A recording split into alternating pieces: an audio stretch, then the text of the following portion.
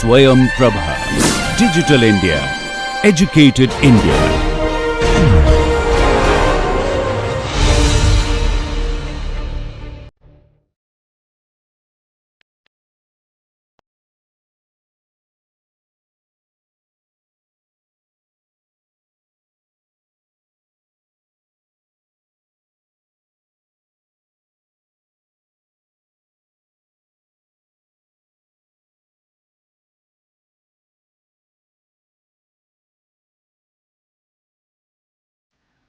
Hello everyone.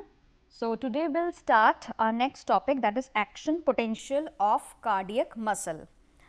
Now the concepts which we will be covering in this, the few electrophysiological terms, action potential of both nodal tissue as well as the myocardial tissues.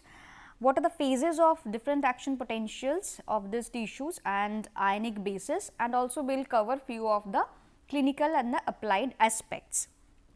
Now already since resting membrane potential has been discussed, so just brief recap the basic electrophysiological terms: polarization, depolarization, hyperpolarization and repolarizations. Now polarized means when the state in which the membrane is totally polarized, that means at rest there is no net flow of the charges, the voltage across the membrane, you will not be getting any deflections. The depolarization means the membrane potential becomes less negative, and that means it is moving towards the 0 than the resting membrane potential. Hyperpolarization means the membrane potential is more than the resting membrane potential, that means RMP. And repolarization means again restoration of the normal polarization state of the membrane, that means from the depolarized state to the resting state of the cell membrane. Now when we talk about the action potential of heart, mainly we talk about the cardiac muscle electrical activity. So the ability to respond to a stimulus is known as excitability. The other term, of this excitability is bathmotropism. This is one of the feature of a cardiac cell. Now cardiac cell has got various types of action potentials. Generally we classify into two broader types of action potentials. One is fast and the other one is slow. These two type of action potentials are specifically seen in the specific muscle fibers of cardiac muscle. For example, the fast action potential is usually seen in the myocardium, that is atria and the ventricles and the Purkinje fibers. The slow action potential is mainly seen in the nodal tissue or the pacemaker tissues like SA node and AV node. To be very specific, when we talk about fast action potential, the myocardium, in case of myocardium, the action the resting membrane potential will be generally minus 90 millivolt, and in case of Purkinje fibers it is usually, it ranges between minus 80 millivolt. So myocardial fibers, whether it is atria or ventricles or Purkinje fibers, usually the resting membrane potential is minus 90 millivolt.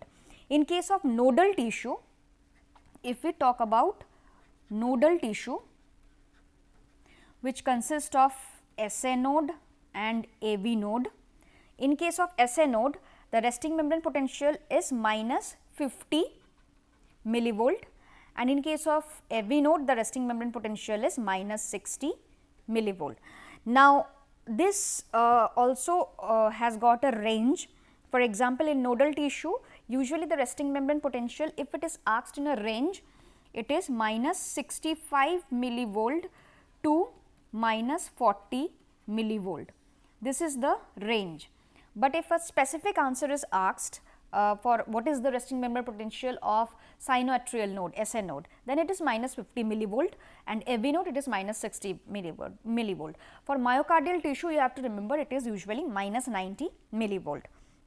Now we will see what are the fast action potential, what is the basis of fast action potential and slow action potential. Now usually fast action potential consists of 5 phases. This is the minus 80 millivolt means the resting membrane potential, the membrane potential at rest. So, this is the phase 4 usually, the resting membrane potential. From here there is a spike or there is an overshoot or there is a steep increase in the depolarization. You can see it is rising to plus 20, usually it rises to plus 35 millivolt because of the influx of the cations. So, this is known as the depolarization phase or phase 0. So, we have phase 0, that is depolarization. In case of fast action potential, this depolarization is very steep.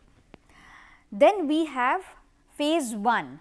Phase 1 is the early repolarization or transient repolarization. As you can see, there is a slight decline or decrease in the potential from positive towards the negative side.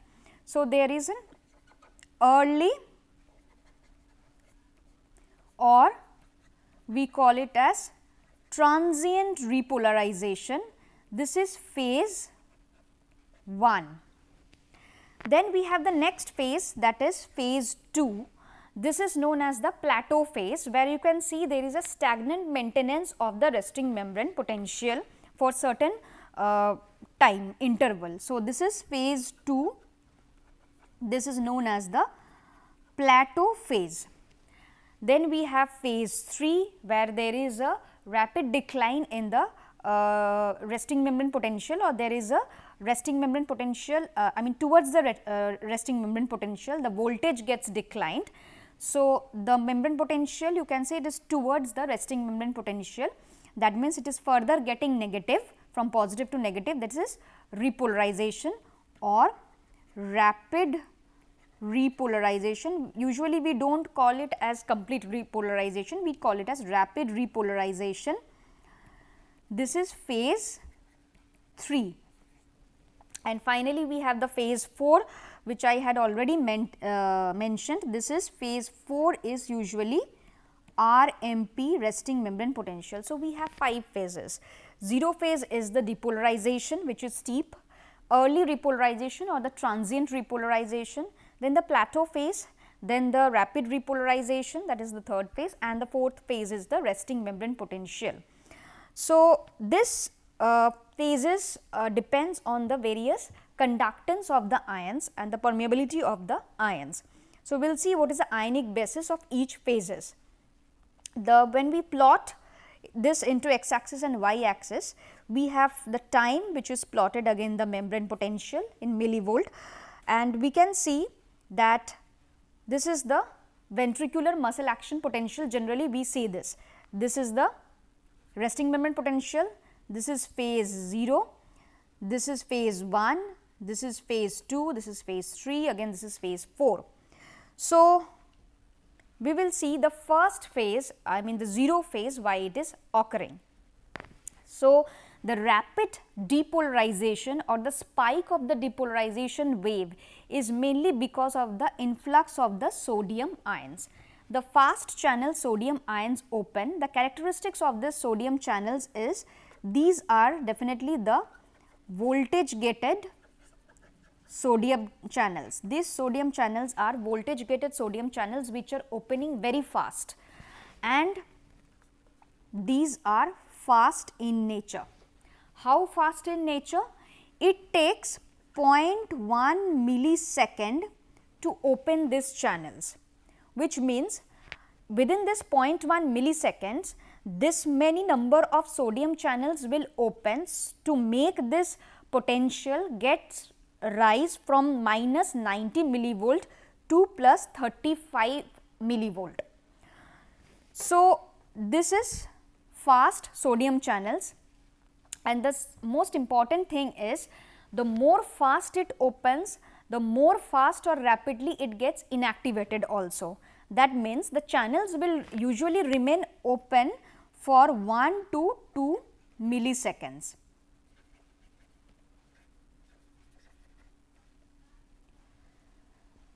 the channels will remain open for 1 to 2 milliseconds.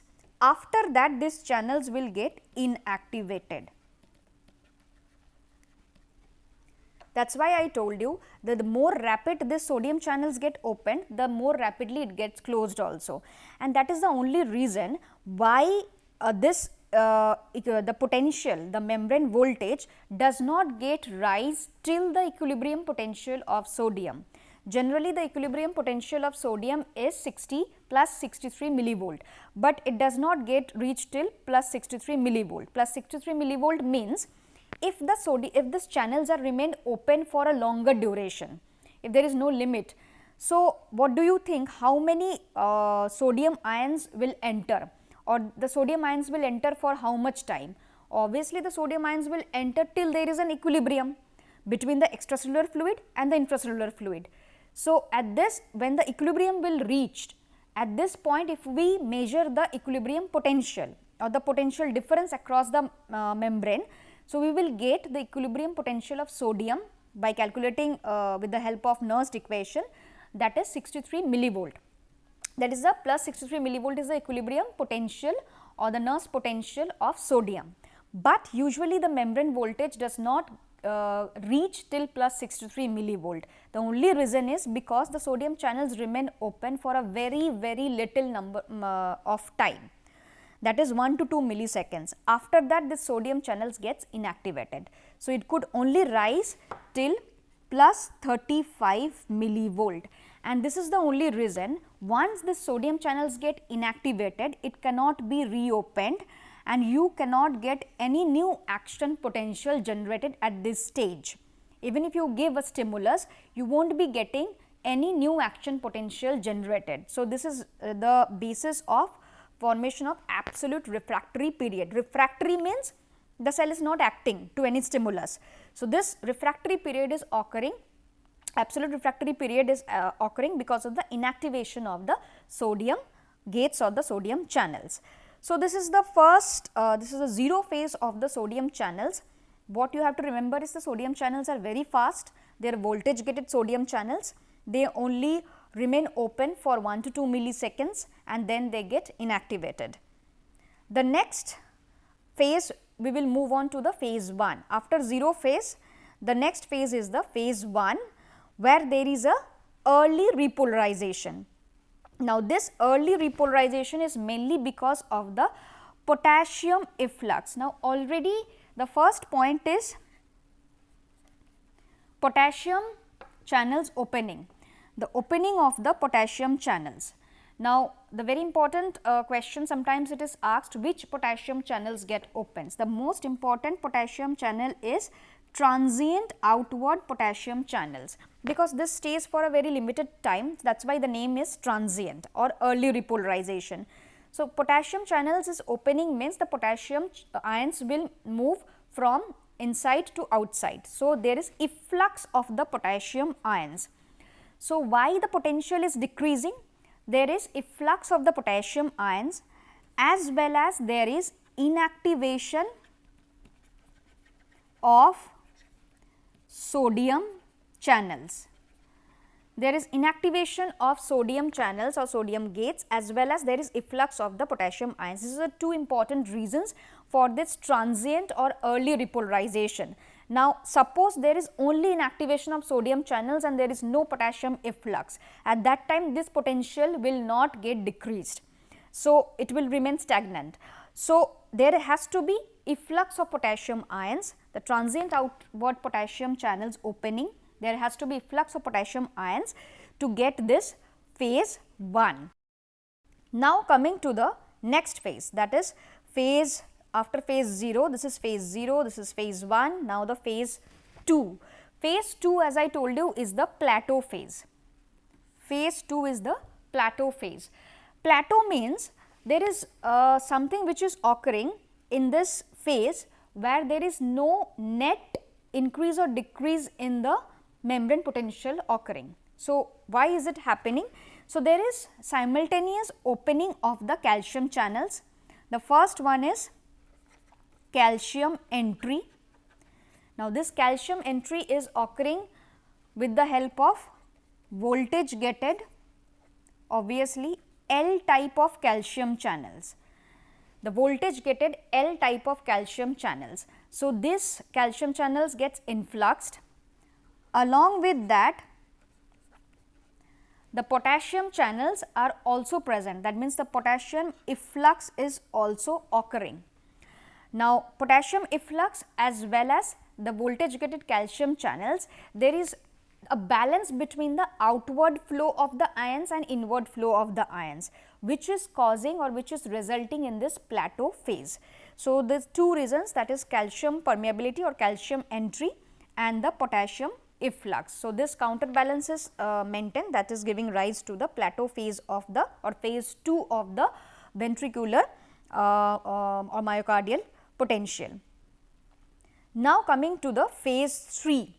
So, this phase 3 is mainly because of the rapid repolarization.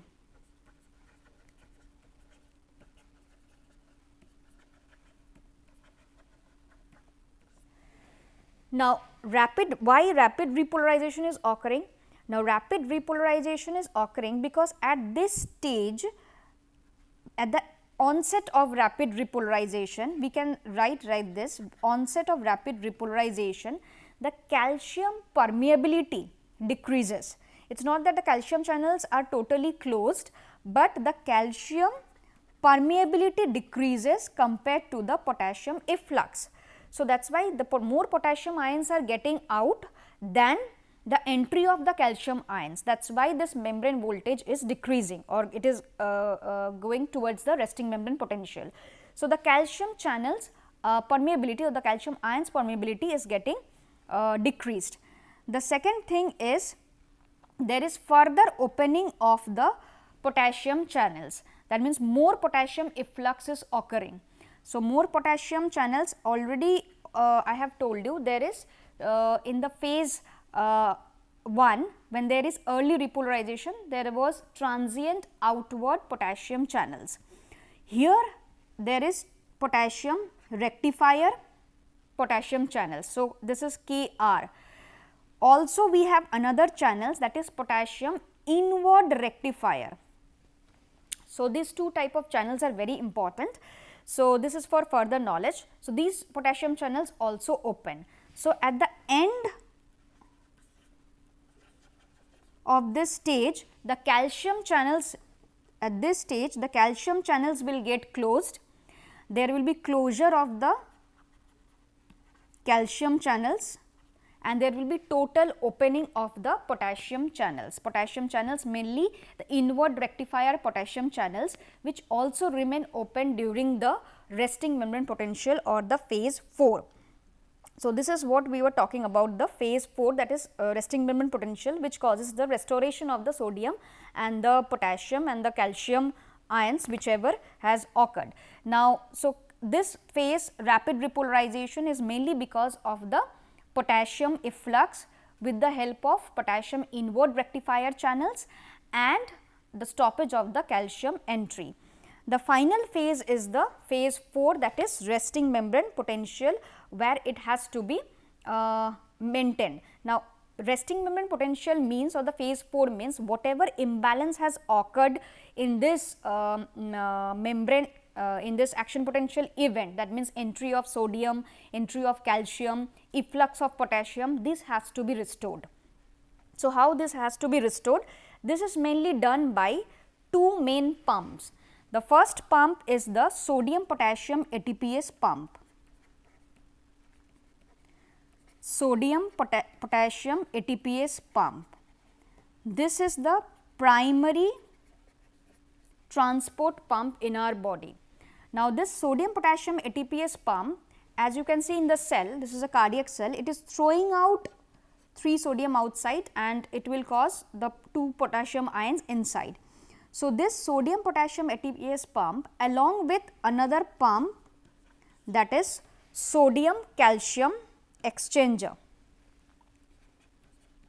Sodium calcium exchanger. Now, this sodium calcium exchanger, as the name suggests, exchanger, this is the antipode in our body. This is antiport, or we can also call as secondary transport pump. The primary transport pump is sodium potassium ATPase pump, and sodium calcium exchanger is the antiport or the secondary active transport pump. Now, what happens, whichever calciums or sodium has gone inside the cell, I need to throw this sodium and calcium out of the cell and bring back the lost potassium. So, this is done mainly by this tube pump. You can see the sodium is going outside and the potassium is taken inside. Now, to make the calcium also outside, the sodium potassium ATPase pump has to act. The sodium will enter inside the cell from outside, and this sodium will again with the help of potassium ATPase pump will go outside. And in this way also the sodium calcium exchanger will act by throwing out the calcium outside. So, the secondary active transport or the sodium calcium exchanger is dependent on the sodium potassium ATPase pump or the primary transport. So, sodium calcium exchanger depends, this is very important term, depends on the primary active transport, that is the sodium potassium ATPase pump. So, sodium calcium exchanger will only be able to throw out the excess calcium when the sodium potassium ATPase pump is also acting. So, if I block this, I mean this two pumps work in conjunction. So, if in any way if I block this sodium potassium ATPase pump, suppose this pump is blocked, so this pump will also not act, because both are interdependent. Even if the primary active transport is not dependent, but the secondary active transport is dependent, that is why the name is secondary. So, it is dependent on the primary active transport. So, if the sodium calcium exchanger has to work, the primary active transport pump, that is sodium potassium ATPase pump, has to work also. So, there is a drug which we use, that is digoxin or the cardiac glycosides or digitalis. This usually block this sodium potassium ATPase pump. Now, when this drug will block the sodium potassium ATPase pump, obviously this pump will not be working. Now, when the primary active pump is not working, the secondary active pump will also not work. That means, this cardiac cell will not be able to throw out the excess calcium. So, here the calcium will increase in the cell.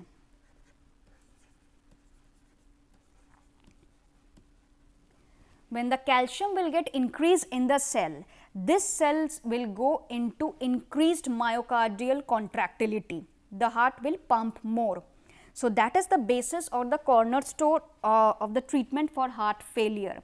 That means, in spite of blocking of the sodium potassium ATPase pump, still this drug is able to increase the myocardial contractility, because calcium is the ion which is very much essential for the contraction of the muscle. So, that is why in this way digitalis or digoxin, which blocks the sodium potassium ATPase pump, will increase the myocardial contractility. So, this is the basis of digoxin or the cardiac glycosides, which increase the contractility of the heart. Now, we come to the pacemaker potential or the pre-potential. We have seen the curve of fast action potential. The fast action potential curve is, suppose this is resting membrane potential, which is minus 90 millivolt. So, it is very steep and then it is decreasing. So, it has got usually 5 phases. What are the phases? 0 phase, 1 phase, 2 phase, 3 phase and 4 phase. 4th phase is the resting membrane potential. So, this is the curve of fast action potential or the action potential which is generated from a ventricular muscle, myocardium. Now, we will see what is the action potential curve in case of nodal tissues. So, nodal tissues has got, this is, as I told you, a very unstable membrane potential.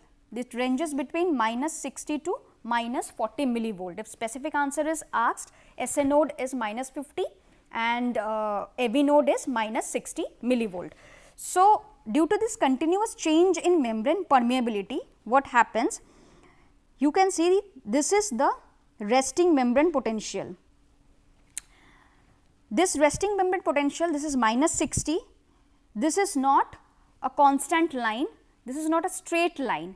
This is a line which is constantly unstable. You can see fluctuating, that means it is fluctuating between minus 60 to minus 40. So, that is what I told you, pacemaker tissue or the nodal tissues is having unstable resting membrane potential. Because there is a spontaneous change in the resting membrane potential of nodal tissue, that is why it is called as pacemaker potential pre-potential. So, you can see this is the resting membrane potential, this is equivalent to the phase 4. Then there is a gradual increase in the depolarization. Suppose it will rise to not plus 35, it will rise to say a bit lesser, that is plus 10 millivolt. So, this depolarization phase is again 0 phase. Then there will be rapid repolarization to the resting membrane potential with a slight hyperpolarization. So, this phase is corresponding to your third phase or the repolarization phase of your fast action potential. So, you can see there are only 3 phases in case of pacemaker potential or pre-potential, 0, 3 and 4. We do not have phase 1 and phase 2. This we do not have, these 2 phases we do not have in nodal tissue, because to be very specific, phase 1 is not there, because the channel proteins which is required for phase 1, that is not present in the nodal tissues which are present in the other myocardial tissues or the ventricular or the atrial muscle fibers. So, that is why the pacemaker potentials or the pre-potentials are only having 3 phases, that is 0 phase, the depolarization phase which is a gradual depolarization, then we have a rapid repolarization phase which is again a bit gradual, not steep, and also we have the resting membrane potential, that is the 4th phase. And in this way there is a continuous change in the membrane permeability. The ionic basis of the pre-potential and the pacemaker potential we will discuss in the other class. So, till now what we have learned, we have the 5 phases of fast action potentials and we have the slow action potential which is of 3 phases. The ionic basis of these 2 action potentials are entirely different. The fast action potential ionic basis is different, that is mainly because of the sodium ion influx. The rapid depolarization is mainly because of the sodium ions, compared to the slow action potential which we will see the ionic basis in the further class. Till now you have to remember the sodium influx constitutes the main depolarization in the fast action potential. So, this is the main attribute of the fast action potential. So, with this I would like to conclude today's topic. Thank you.